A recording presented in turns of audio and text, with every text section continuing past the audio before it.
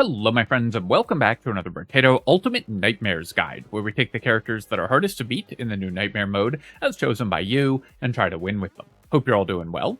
Today we're playing the Romantic, which is one of the harder characters in the game on the face of it for a bunch of reasons, but specifically is incredibly difficult on Crash Zone.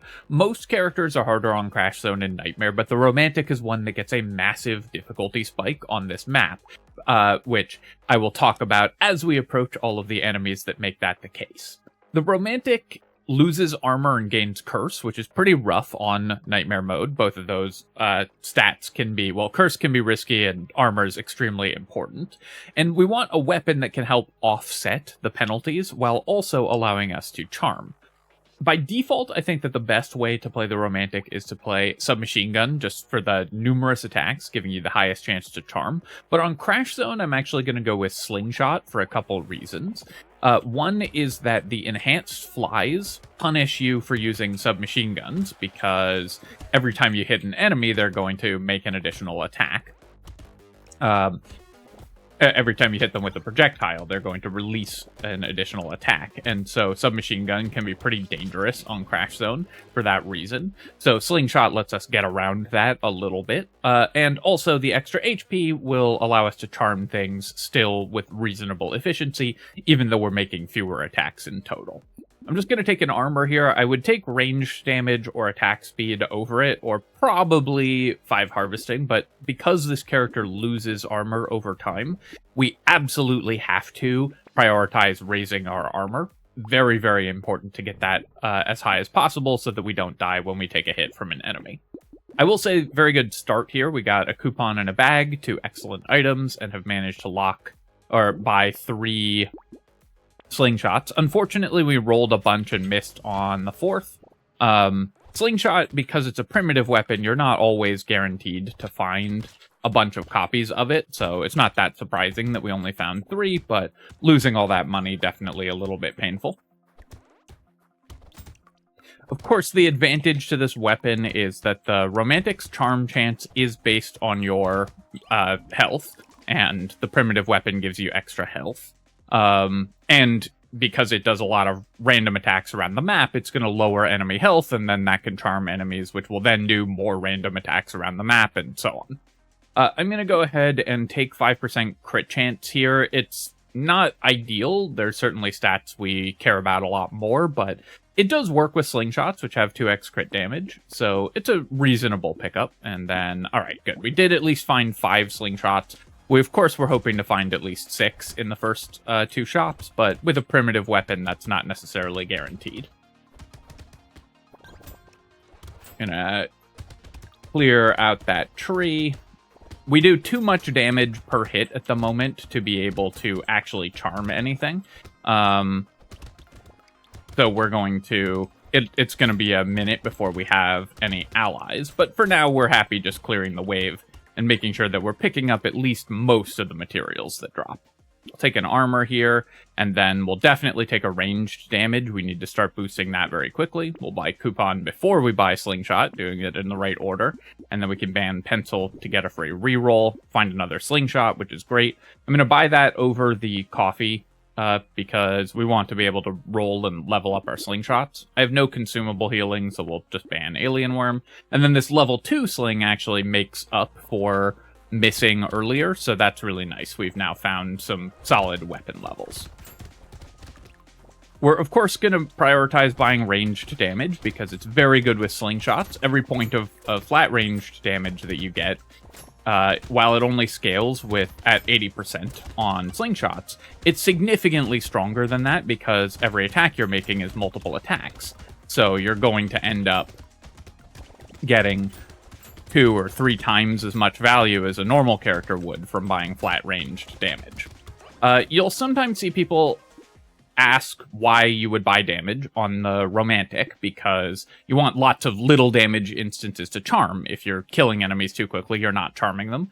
But if you're killing enemies too quickly, I mean, think about what that looks like. If you kill everything on the map, that's what winning is. You just get all the money and win the run regardless. So we still want to buy a bunch of damage. I could take 2 armor here. I could roll for damage. Let's actually do that because Right now, my damage is quite low, and we'll take 2 flat ranged damage here. We'll buy coffee, feather, and a slingshot, and then we're gonna ban Gummy Berserker. We can't afford to lose armor on this character, of course. Pets can be a little bit interesting for the romantic. It is another way to charm things, and we are intending to get a lot of HP, so I think I will buy the rat. We want to do a bunch of damage, again, just around the map, because with slingshot and with the romantic in general, you're kind of comparing your total damage output to the total health of all the enemies on the field, because your damage is dealt so spread out. So we need to stay ahead of the enemy's total health in order to be able to clear efficiently.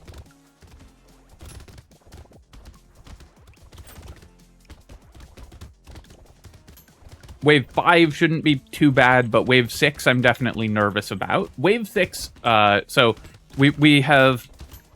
I've talked about one of the unique challenges on Crash Zone already, which is the enhanced flies, which, because this character incentivizes you to use a ranged weapon and do a lot of small damage instances, the enhanced flies are really dangerous. Wave 6 has the second thing, which is that the romantic is actually really bad at dealing with the summoners.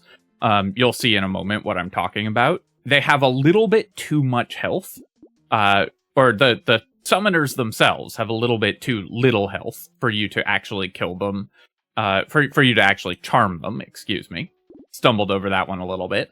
They have too little health for you to easily charm them, but the summons themselves both have a really awkward health threshold where they have enough health that you can't kill them easily, but not so much that you can charm them easily.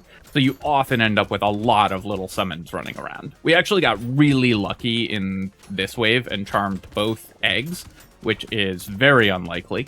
I think we had to hit like a pair of 10% chances there. So getting the 2 charmed slashers to clear out the summons early made this wave a lot easier than it would otherwise be. The other major disadvantage, of course, that we have on Crash Zone as the romantic is that this character gets Curse every wave, and Curse is really bad on Crash Zone, both because the enemies are more dangerous, and it costs us stats as well. I will take the Bone Dice. We're losing % damage over time, so we need that. We'll definitely take 3 armor here. The enemies are more dangerous when Curse, but also because you get exactly the wrong amount of Curse on Crash Zone. The worst amount of Curse to have is just a little bit, because then you are getting cursed enemies, but not reliably getting cursed items. And so, because you can't easily build more curse, like you would on the Abyss, you will end up pretty far behind in terms of how much curse you want to have.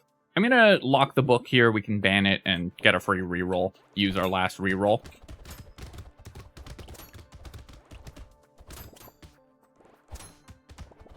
We've ended up with a surprising amount of crit chance, which isn't usually amazing for the romantic, because it's often going to kill enemies through the possibility of charming them.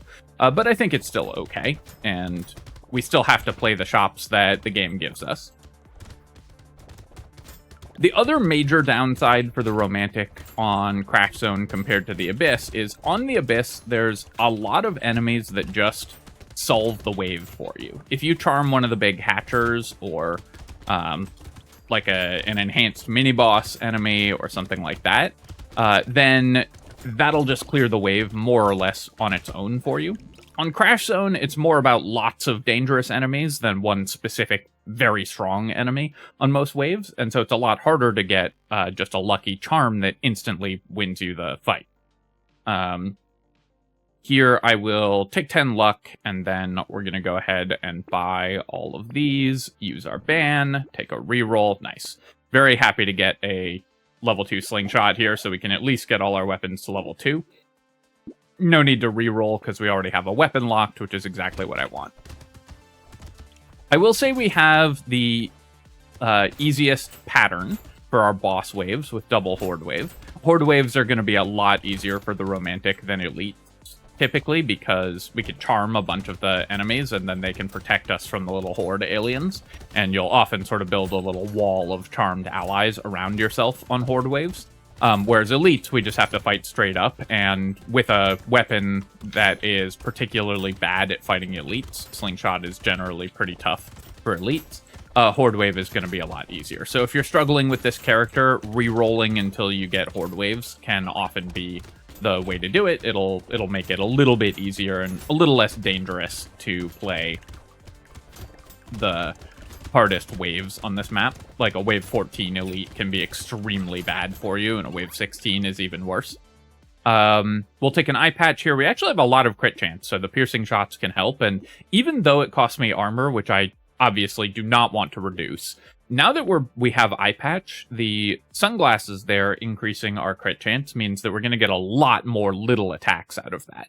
It will make wave 16 more difficult because those piercing shots are going to make the enhanced flies scarier, but I think still worth it. I'm going to take 15 attack speed here. Attack speed is something that we desperately need at the moment, and then we will re-roll. I don't want to buy bone dice at full price. Ice Cube could be okay if I had a way to set things on fire, but that's not a high priority. We'll take Feather. Baby Elephant does work with our sort of generalized plan of doing a lot of little bits of damage around the map, but I think it's still just too bad an item on Nightmare mode, so I'm going to roll past it. We'll lock the Jerky here and then do one more reroll. I don't really want any of this stuff. Celery Tea on wave 9 I think is just too dangerous. If we had more damage, I could maybe try it. Actually, I'm kind of reconsidering that because that might... Doubling enemy health on wave 9 might mean that we can actually charm the chargers without just one-tapping them, at least with our bouncing and piercing shots. And if we can charm a bunch of those, then wave 9 might actually be a little bit easier. So we're going to greed a bit and take the Celery Tea, because as the Romantic, it might give us a little bit more potential to win this wave more easily. So normally a very rough item to buy on Nightmare mode, but because we're the Romantic, and specifically because we can't charm the small enemies normally on wave 9, or it's very difficult to, I think that the Celery Tea here is going to help out, and maybe not even cost us that much, because if we get a bunch of charmed units, then they'll be able to kill the other units for us. Pick up some consumable healing here, and try to keep everything charmed. Walking into that attack was pretty dangerous. I wish I had some material pickup, because I have to play pretty risky to pick up materials, but yeah, the Celery Tea actually worked out great there. I'll take the fried rice when it shows up in a box. Obviously, there's a very good chance this ends up completely useless, but if we do get a scared sausage, it can be like 6-7 regen at a time, which is not bad. And then I'll take 12% damage. I'm gonna pick up 2 more lifesteal because I really need more healing. All right, Baby Squid is kind of interesting as well. It costs me attack speed, but given that we have fried rice and might end up with a lot of regen if we buy the Baby Squid, I think it is worth picking up. So we're just going to buy everything in this shop and do a reroll. And then we do have the eye patch working with our crits, so we'll take the Insanity as well, and we'll buy the Cursed Whistle. Getting a cursed item is really nice on the Romantic. Yes, it costs me armor and damage, but we need to boost our curse, because we don't want just a little bit of curse. As I mentioned, that's the worst amount. So even though it costs us other stats, you still usually want to buy curse on this character. You just have to prioritize fixing your armor as a result of that, which of course you would be doing anyways because of the game that we're playing.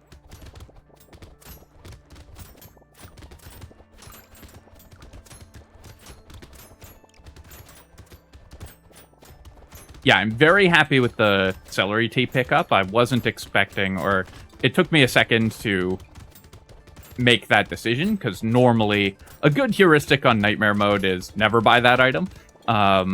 You'll be right more often than if you think about when to buy that item. But in this case, in this narrow case, because it was of the wave that it specifically was, it was worth doing. We'll take 3 armor here. You can see I'm leaving a ton of materials on the ground, so I'm definitely nervous about that.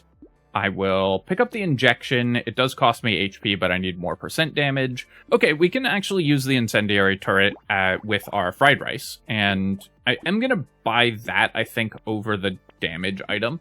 1 range damage is also very tempting, but We're going into an elite wave, so I'm very nervous about our healing at the moment, and or a horde wave, and because we're going into a horde wave, the incendiary turret will probably keep a lot of enemies on fire, which should be enough to give us, 10 or 15 regen, and then we can survive more easily. Wave 11 is typically pretty good for the romantic. It is relatively easy to charm the ribcage enemies, and then they can turn around and hopefully kill the enhanced spitters for you, which is exactly what you need to be worried about. I'm already pressured into the corner, so we're going to have to try to get enough charmed allies that we can buy a little space for ourselves, because that'll let me go pick up some of these materials. Since we left 200 on the ground last wave, if I don't get to pick up too many this wave, then we'll be in a lot of trouble. All right, I walked into a bunch of attacks there, and I need to be really careful.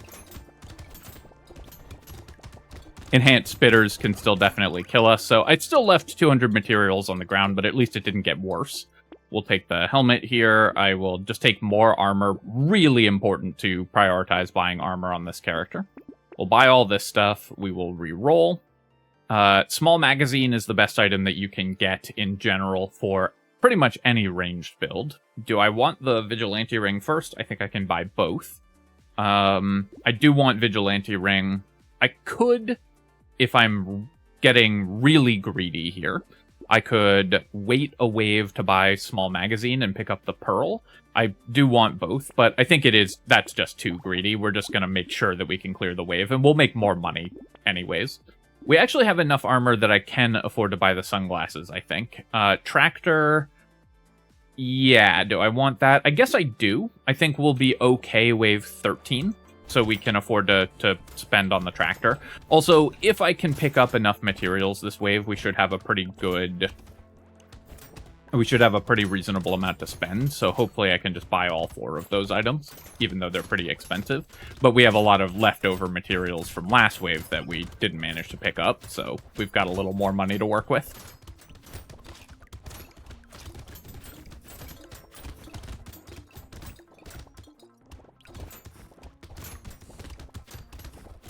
Leaving materials on the ground is always going to be a challenge for this character. We, of course, would be very happy to see a baby gecko. We'd be very happy to see a loot worm. Would probably be the best. But since our damage is so spread out, our material drops are also going to be really spread out. Try to kill that, and then we'll try to pick up a bunch of these right before the end of the wave, and we're making a little bit of progress. I'll take a medical turret when it shows up in a box. We'll take 3 more armor, and then we have 11 dodge. I could actually build dodge. I could take 4 regen, because with the fried rice and our baby squid, we can actually get a reasonable amount of regeneration. Obviously, on Slingshot, you typically are going to prefer lifesteal, but I think here it's okay to take 4 regen. All right, I can buy everything in the shop, as we hoped. We can then upgrade our Slingshot. Crown, I think, is too greedy. Wave 14 is going to be really challenging here. We did just take 1 really greedy harvesting item, so we're going to pass on the crown. Obviously, memes aside, we can't take it every single time. I have 11% XP gain. Do I want the black belt here? I probably do, and we'll take a whetstone as well, because if we get a bunch of lifesteal, that's great. I'm already close to the ball and chain minimum, and we do want to buy a lot more attack speed, so I think we will pass on ball and chain. It's pretty good here, but in the short term. But the other thing that we're really worried about on Crash Zone is wave 18, for which we need a ton of attack speed to overcome all the buffed chargers, because with slingshots, that's just a lot of health to get through. And so I need to think ahead to that point and try to get enough attack speed that we can manage that reasonably well. At our loot alien kill here. Try to get this one as well and pick up the healing with our jerky. More cursed enemies also does mean more damage dealt, because cursed enemies do extra damage. On Nightmare mode and with Curse, the Romantic has an interesting interaction because Nightmare mode increases enemy health and damage.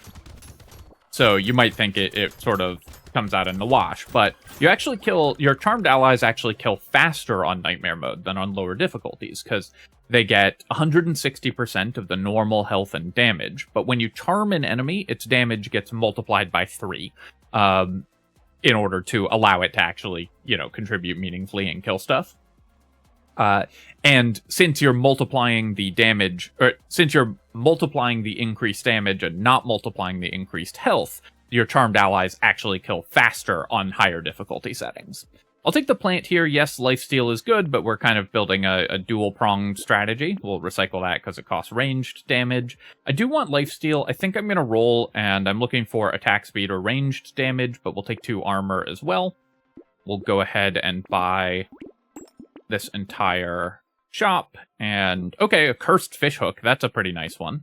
I'll take that. I'll take the Cursed Alien Eyes. It does cost me some stats. We're going to lose an armor, but the amount of damage that this does is actually somewhat relevant. And then we're going to roll here, and we can lock everything, actually. Cursed Wisdom would be really nice, and with double Fishhook, we have a pretty good chance to get it cursed, and we would love a Cursed Slingshot.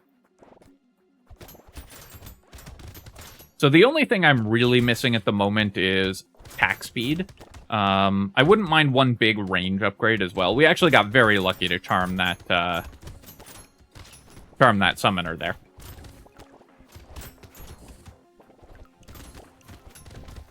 So I would take like a lantern or something like that. I was really hoping that we would be able to charm the first enhanced summoner. But the enhanced versions also don't have a lot of health, so it's still very hard to charm them. But when you do get them charmed, it's pretty powerful, because you get a whole bunch of allies. And we're actually having better luck charming them than you can usually expect. Starting to get a little bit overwhelmed, and our luck couldn't hold up forever. And honestly, this wave was a lot easier than I think that it typically will be, because we got pretty lucky on our charms there. Bowler Hat, I really don't want to reduce my attack speed or crit chance, and I no longer think we can afford to spend on economy. The tractor was kind of our last economy item. Also, I desperately need to fix my movement speed, but we're still going to take 3 armor when that shows up. Nice, we got 3 cursed items. Amazing. So we'll take all of these. We didn't get the cursed weapon, but that's still okay. Buy a slingshot. I'll lock Penguin, and then I'm going to re-roll. We'll lock Jelly Shield. If Jelly Shield gets cursed, it gives you a bunch of armor, which is nice. And then Tardigrade is also actually pretty good if you can get it cursed, so I'm going to try that as well. With Cursed Fishhook and Double Fishhook, we have a pretty strong incentive to just try to curse everything, or to just lock everything, because our likelihood of cursing it is fairly high. Alright. The cursed enhanced goobers are super, super dangerous, so we need to be really careful of the enemy projectiles. They've fixed most of the bugs with charmed enemies doing extra damage, fortunately, so I'm not as worried about that, but even their normal damage to the player, even their normal damage can still be obviously super dangerous. Here we are trying to just build a shield out of enemies. We're not going to be able to pick up many materials this wave, but with about 5 seconds left in the wave, I think I can make a run for the center and at least pick up a few. If I had more move speed, that would be easier, but we managed to at least get 600 materials that wave, even if I left 400 on the ground.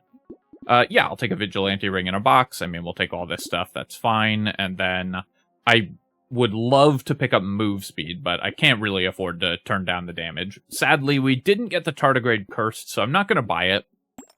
Just not as good when it's not cursed. And our defensive stats are actually pretty good. Do I want a baby squid? It's probably 5 more regeneration or so before the end of the run. I think I will take baby squid. We'll lock alien magic. I'll buy a coffee, and then I'm going to roll here. I think I can get away with buying the bait. And cursing bait is pretty dangerous because it does actually produce extra enemies when cursed, even though the tooltip doesn't mention anything about that. I am kind of wondering if maybe I was supposed to spend my level 20 level up on move speed, though. Minus 12 is really bad. I was expecting to find some move speed in the shop at some point. You can see our incendiary turret got buffed, which is fun. One thing I actually don't know, I don't know if anyone knows the mechanic here, but if the incendiary turret lights an enemy on fire and then it gets charmed, do we still get the regen from fried rice? I would assume so, but I'm not 100% sure how that works. You can see this is why we went with slingshots, is even though we are getting a lot of projectiles from the enhanced flies, it's not as many as if we were using submachine guns. So we were still in a lot of danger there, but we were able to survive. I'm happy with my lifesteal. I'm going to take 10% attack speed here. We're going to buy a bunch of cursed items. I'll take a gentle alien. More enemies is really good for us. And then we'll lock the whetstone and slingshot and then roll. Roll again. I'll lock a sad tomato and we'll lock a ratzilla as well. Minus 12 speed. That's going to be tough playing against this elite. In part, not just because it's inherently difficult to fight the elite with negative speed, because you can see it's catching up to me and everything, but just because I'm really not used to dodging with movement speed this low. It's very rare that I'll build minus 12 movement speed, or really significantly negative movement speed at all. So my timing and reflexes are thrown off. But Jelly Shield is doing tremendous amounts of work for us. And as long as I can stay just ahead of the elite, we were able to take it down. Our Jelly Shield has been incredible so far. It's prevented so much damage. In particular, going into Wave 16, that was amazing, the Jelly Shield, because it blocked just nigh infinite projectiles from the enhanced flies.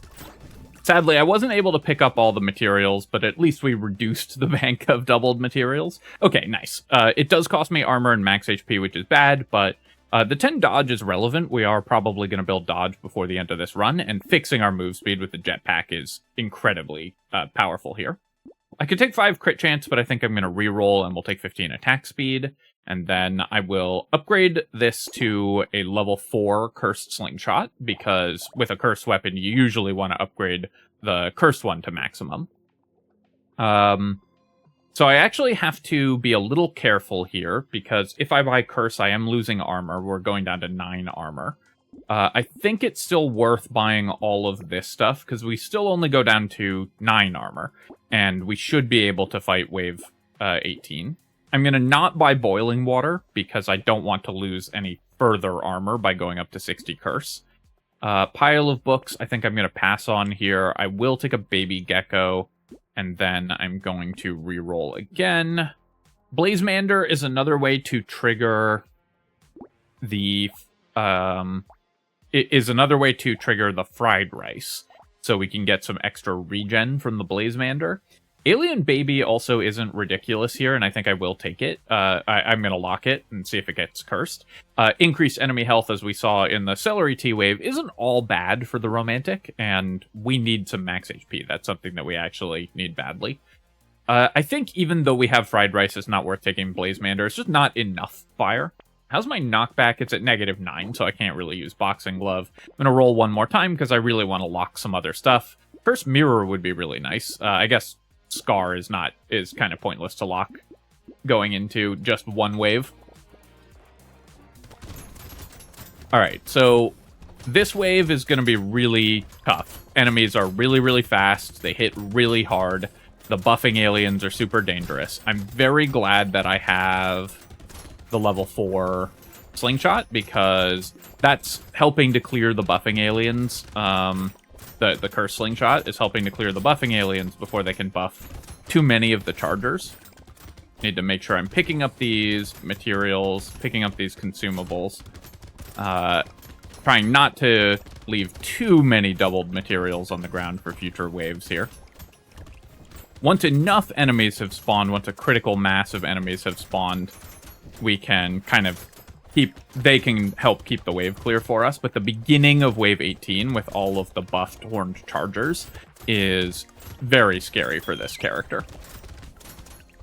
I talk a lot about 14, 15, and 16, but wave 18 on Crash Zone is also really tough. We will, yeah, I'll take the plant here, and then I'm going to roll. I'm going to roll again, take 10% attack speed. Okay, well, so we'll buy the Curse Mirror. Curse Mirror is fun because it'll duplicate the next item. It gives you this discount on items until you duplicate something.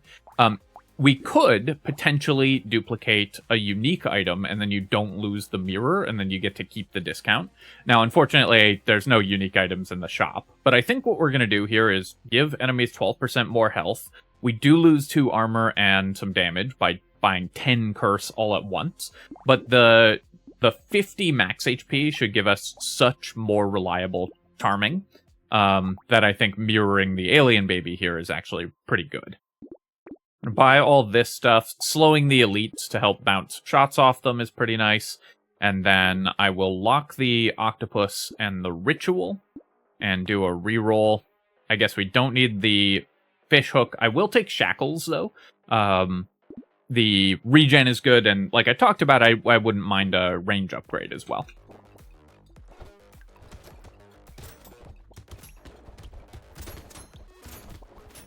So the thing that I'm most concerned about, as always, is armor, and especially because I've bought so much curse in this run. You know, as I said, you are supposed to build curse on this character, even though it costs you armor, because you're going to get powerful cursed items like we've done. You know, I think that this run has done a very good job of showcasing why you should build curse on the romantic. Because otherwise you have all the downsides and none of the upsides. But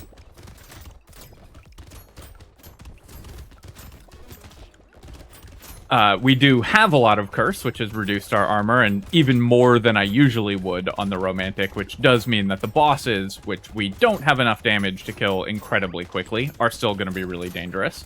I need to not walk into a million boss attack patterns. I was trying to pick up materials there. At least we only left 170 on the ground at the end. Okay, nice. Leather vest is awesome. Gives me up to 8 armor. So I have 71 curse, so I can take 5% crit chance here without losing armor. And then I have to roll for armor here. And we get our +4, and then we'll take 12% damage to kill the bosses a little faster. So now I would lose 2 armor if I buy both cursed items. I think that is still worth it. These are both really powerful. Do I want the octopus as well? It costs me crit chance, but gives me a bunch of defensive stats. I guess we will take that, and then I'll do a reroll, and it is worth rerolling. Even though we can potentially lose some HP because we have padding and we have bone dice, and I did lose 1 health to the bone dice there, it's still worth rerolling for the bone dice because I'd rather have the percent damage going into the boss wave than max HP.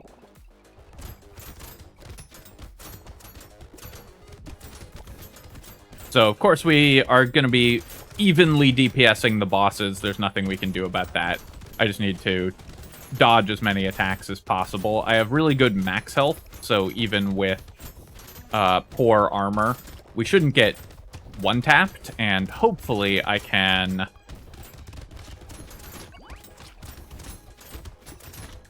avoid tanking infinite hits and finish off the bosses. I'd had such good movement up until right then, and then I just walked into like 10 attacks in a row. I was getting ready to go, wow, I just did a perfect boss fight, go me, and then I did not do that. But we still managed to kill them both, and that should be hopefully a pretty easy way, or if not easy, at least a relatively straightforward way to win with the romantic. I think switching from SMGs to slingshots made wave 16 easier, even though it was still challenging. And remembering to buy curse, of course, was helpful. Our fish hooks also performed very well. I mean, we got a random cursed fish hook, which then gave me a lot of really strong cursed items. Some interesting decisions in that run as well. I think buying the rat worked out very well. It just helped spread out some damage. We had the decision to buy the baby squids. Obviously, we ended with 77 regen, so the 19 wasn't that we got from these wasn't, you know, absurdly strong, but it was still pretty helpful throughout the mid game. So buying regen in addition to lifesteal, I think worked out very well. The celery tea was another really interesting decision, and that one worked out excellently. So very happy to pick that up going into wave 9. Jerky, of course, is great as always. We had 750 materials from bag and 663 from coupon. Good ratio on the bone dice. Not amazing, but good overall. Spicy sauce is just there for the health. The whistle, of course, is great. Extra chance of loot aliens was really nice. We got 3 items from treasure map. The incendiary turret with the fried rice was okay. It wasn't incredible, but it was fine. Double vigilante ring offsetting our percent damage loss was really nice as well. I was happy with the tractor purchase. The pearl never worked out, so I could have skipped that. Cursed alien eyes was good. Cursed wisdom is good. And the jelly shield, it only blocked 67 projectiles, so, you know, meme in the comments, but they were 67 really important projectiles, and in particular, this made wave 16 significantly easier, and also made our wave 18 or 17 elite much easier by just eating a bunch of attacks, and that was when we had highly negative move speed as well. It wasn't as important on the boss wave, but it was still pretty important. So Jelly Shield remains just an excellent Nightmare Mode item. I underrated this one at first, but every time I buy it in Nightmare Mode, it just is so good. I guess not at first, because at first it was a level 1 item and it was just completely broken, but once they moved it to level 3, it's still worth buying on Nightmare. Alright, my friends, hope you enjoyed this look at the romantic, and of course, if you have, then feel free to leave a comment and hit like. It helps me out with the algorithm, so I appreciate you taking the time to do that. And of course, you can subscribe to my channel for more Brotato and other strategy game analysis. Cheers, folks. I'll catch you next time.